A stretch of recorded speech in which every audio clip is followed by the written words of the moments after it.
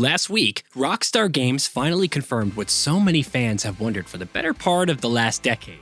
Is Grand Theft Auto 6 in development? The answer, as you may already know, is yes. The developer noted that the active development for the next entry in the series was underway, and its goal with every new project was to always significantly move beyond what we've previously delivered. As for when fans can expect to play it, nothing was said other than, "We look forward to sharing more as soon as we are ready, so please stay tuned to the Rockstar Newswire for official details, yada yada yeah." Now, obviously there was some excitement and more than a little celebration.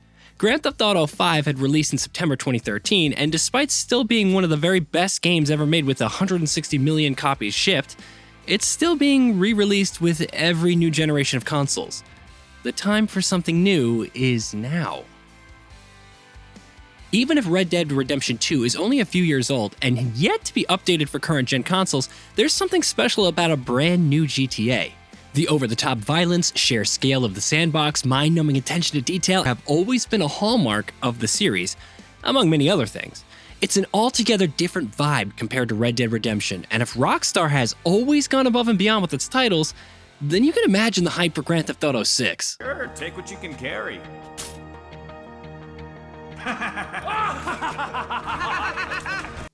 However, there is also a bit of trepidation. You could blame it on the sheer number of overhyped releases over the years, from Cyberpunk 2077 and Battlefield 2042 to Anthem. It's just natural to be wary of yet another big release that could fall short of expectations. Rockstar Games is no stranger to this either. Though it wasn't actually the team behind Grand Theft Auto The Trilogy, the definitive edition, the collection still bore their name as a publisher. The launch was plagued with typos, performance issues, bizarre changes, and much more, resulting in backlash that prompted an official apology. Numerous fixes and patches have improved the game, but it's still nowhere near deserving of the definitive edition label, and it continues to face criticism for its overall handling. The near-universal acclaim that Grand Theft Auto 5 and Red Dead Redemption 2 received also doesn't help. Those games aren't perfect. Nothing's perfect after all, but for many, they're awfully close. Can Grand Theft Auto 6 reach that level? After all, Rockstar isn't just competing with the very best that the industry has offered over the years, be it Ghost of Tsushima, Horizon Forbidden West, or The Legend of Zelda Breath of the Wild. It's also competing with itself. It's got to set new standards for the genre in the industry.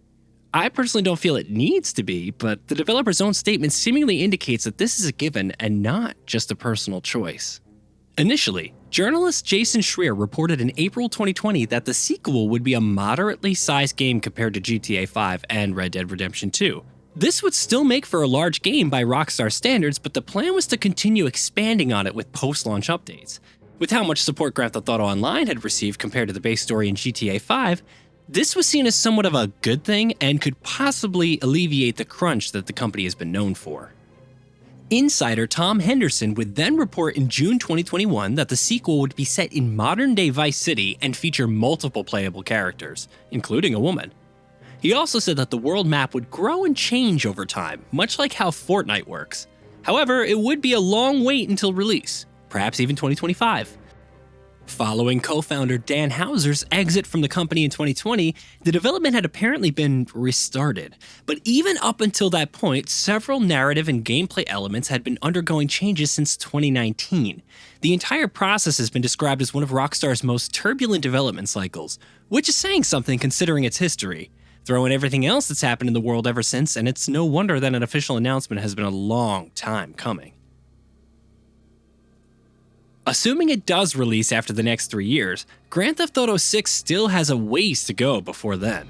The question nonetheless stands, can it live up to the hype?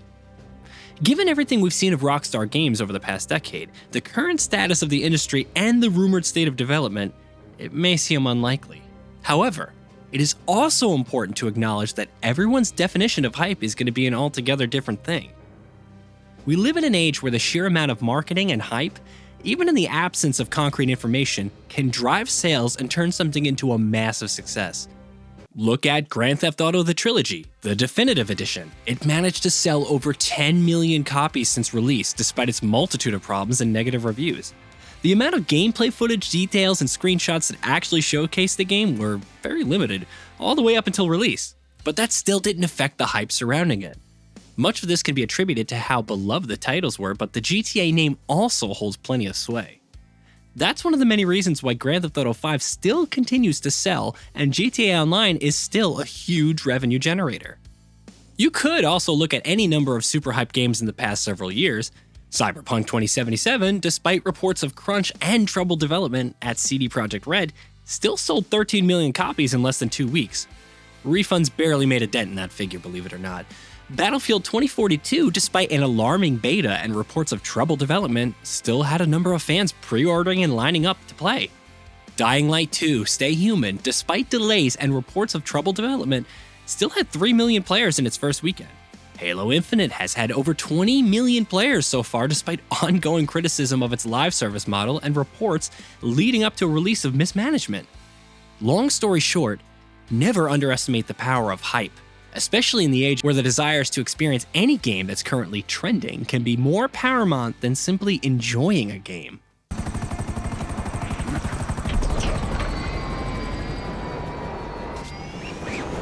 Now, if you're asking me whether Grand Theft Auto 6 will live up to the same level of quality as its predecessors, then the answer is, we'll see. The state of development, its setting, and overall narrative, along with characterization, how Rockstar is approaching sandbox design and other gameplay factors, how well it's optimized, and much more, all play a factor in determining that. There's simply not enough information to go off of right now. We haven't even seen what it looks like. But if you're asking me whether it will live up to the hype, then the answer becomes that much more complicated due to the nature of the beast. Are you looking forward to the game because everyone else is? Do you want to play it simply because it's Grand Theft Auto, even if everything that you loved about the previous games is stripped away or replaced with something else? Is it simply a means to justify upgrading your PC or purchasing a PS5 or Xbox Series X, or whatever pro version of either happens to be out around that time, just to experience it? Do you actually care about the narrative of the base game, or simply want to hop onto whatever online experience it has to offer? Are you simply waiting to see how everyone else reacts and, if applicable, watch the world burn? Is this something you're picking up to enjoy for whatever it is, and then moving on once you're bored or something much deeper comes out? All of that depends as much on what Grand Theft Auto 6 is as much as what it isn't. Regardless, whether you love it or hate it, the cycle of hype will remain. It's ultimately up to us. We have to discern the information as it comes, sort out our own priorities, and play.